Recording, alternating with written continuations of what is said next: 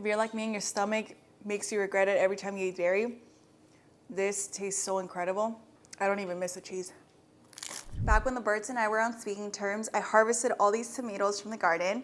So today we're gonna put them in something really delicious. I also picked a couple of these peppers. We've got some yellow ones, some tiny spicy ones, and then some serranos that are starting to turn red. And then onion and garlic, that didn't come from the garden. The first thing I'm gonna do is start taking a nice chunk of the onion, and then I'm going to chop it off roughly. And then I'm using 4 garlic cloves. I don't know whether to use all these peppers or not. I feel like I'm gonna regret it if I do, but I also want this salsa to be picosa pero sabrosa. But I'm gonna dice them up roughly as well. They smell extremely spicy. I'm also gonna roughly chop the garlic.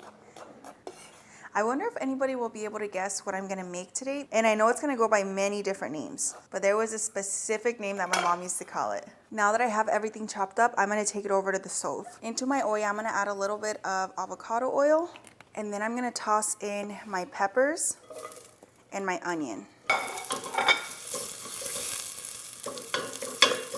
Oh, it smells really strong.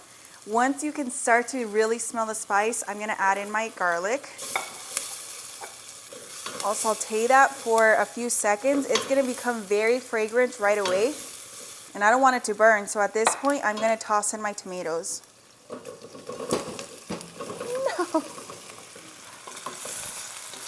If the chile is making you cough, you're doing a good job. You can see how the tomatoes are super shiny and they look so delicious. You're gonna start waiting for that pop because as they continue to heat up, they're just gonna start bursting. This is what they should look like. And as a few more continue to pop, you're not gonna hear it as much, but you're gonna be able to see it in their skins. They're gonna start to sort of wrinkle up and release a lot of juice down there. It's calming down, so I'm gonna go in with this masher and I'm gonna start mashing all these tomatoes.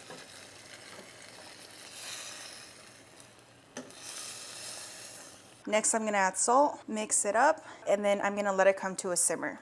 Next, I'm gonna work on the masa. So I'm gonna add in some maseca.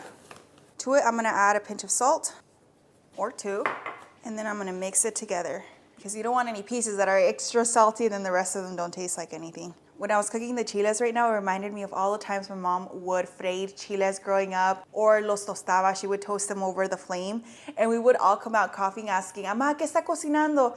¿Está haciendo una salsa?" As kids, we would open up the windows because we would be dying in the house. It would just fill up with all this spicy smoke. And then when I got married, I would do the exact same thing, and my husband would come out coughing saying, "What are you cooking in this house?" And I feel like that's one of my favorite memories growing up. When we would open up the windows, obviously we were all sweating, our noses and eyes burning. But man, I would give up anything to have one of those memories back. Once it's mixed enough, I'm gonna add in the water. I felt like I was mixing for a while there. I totally forgot. Got distracted. You can use really hot water as well. I think that works the best. Or warm water too. But la voy a amasar until it's a really nice soft consistency. I don't want it to be too dry and I don't want it to be too wet either. So I'm gonna definitely need more than this. So let me tell you a little about this dish. My mom used to make this, I think at least once a week. Maybe once every 2 weeks, but every time she made it, it was long and tedious because there was just so many of us. I have 5 other siblings, so it took a while, but oh my goodness, we would go wild for this dish. The way she made it at least. And to this day, I feel like it's a dish that has a special place in my heart because it always reminds me of my mom. Now that I have my own family, sometimes I wonder, how did she do it, cooking for so many people? I used to help her a lot of the time, especially as I got older. I sort of took over the cooking responsibility when my mom got sick. But now that I have my own little family, I can't imagine cooking like twice as much as I make now. Every single meal. I mean, that was a lot of work, and I think I'm more used to it now. So when I first got married, I wasn't though. It was just my husband and I used to cook enough food for like 8 to 10 people, and we would eat like the same meal for a few days until we got sick of it. And he would always remind me to try and like lower the portions because I'd make a lot, you guys. I'd make ollas worth of food. Sometimes I still kind of do that, but not to the same extent that I did before when it was just 2 of us. So next I'm gonna start making my balls. I don't want to make them too small or too big, but they need to be a little bit thicker whenever I cook them. Here's what's going to happen next. I have my prensa right here. I'm going to put my ball of maseca, my plastic, and then I'm barely gonna squeeze it. Oh, see, that was too much. Let's start over. It needs to be a little bit thicker because I'm gonna make ridges around the edges. Let's try it again.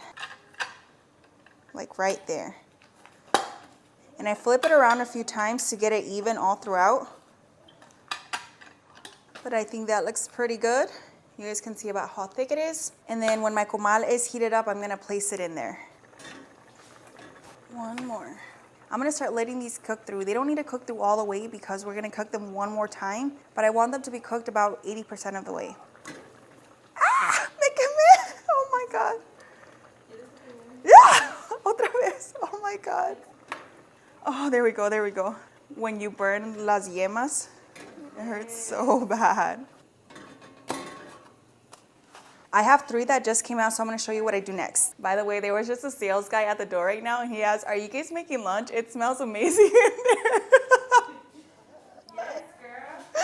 So growing up, this is what we would do. We would take our fingers and pinch the edges to create a little border so that the salsa wouldn't fall out. And I just remember by the end of it, my fingers were burned and like super pink because the tortillas would come out hot. So my mom would be bringing them out and I'd immediately be making the little borders. And this was probably my least favorite thing to do. And you can also make a couple down the center. But TikTok taught me this. You take a spoon and you sort of crimp it with a spoon. And you can still create that exact same border, except you get to keep your fingertips.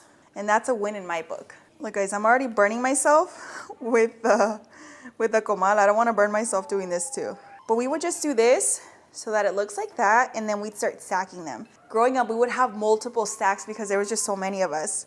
When I saw people doing this on TikTok, I had the Pikachu face on and I got flashback to all the times I would be doing that by hand and how painful it was. Done. Okay, I'm gonna keep doing this until I'm done with all the masa. And then in this blender, I have some almonds. I love using cashews, but unfortunately I ran out. To it, I'm gonna add 2 garlic cloves. Did I say garlic? Garlic cloves? Oh, I guess 3. I have this rule of thumb where if I'm making something that won't be heated up, then I don't mind adding lemon to my crema. But if it's gonna be heated up, I like using citric acid because the lemon takes on this little scent that I don't really like. So I'm just gonna add a little bit in there. I'm also gonna add in some salt and a little bit of nutritional yeast. Next, some water. And then I'm gonna blend it up. I'm gonna taste a little bit. That's really good. Once I know it tastes really good, I'm gonna add in some tapioca starch. And I'm gonna add about 3 spoonfuls of this. And then I'm gonna blend it up again.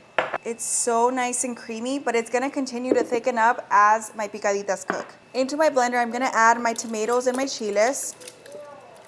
What do you mean, ew? This is gonna go pretty fast. So first I'm gonna set my picaditas down on the comal, and then I'm gonna add a little bit of oil to each one. Sometimes I spill a little bit of the oil out, just so that I can start frying the bottoms. Once I start to see the oil bubbling up, I'm gonna add my salsa. And my cheese sauce on top. Ooh.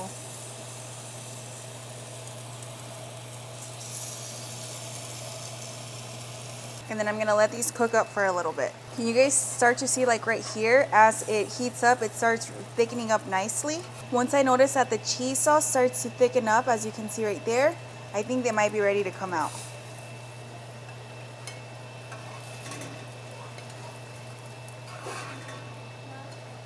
This is the final product. The house is full of smoke, but it was totally worth it. So, buen provecho.